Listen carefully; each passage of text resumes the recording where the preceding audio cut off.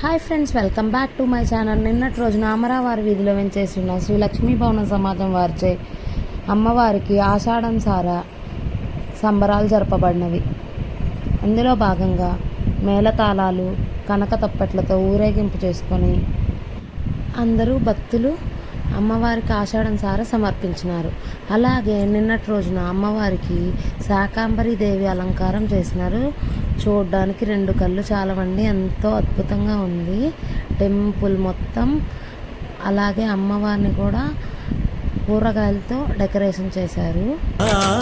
శరణం తల్లి శరణం, నీ నామస్మరణమే మధురాతి మధురం.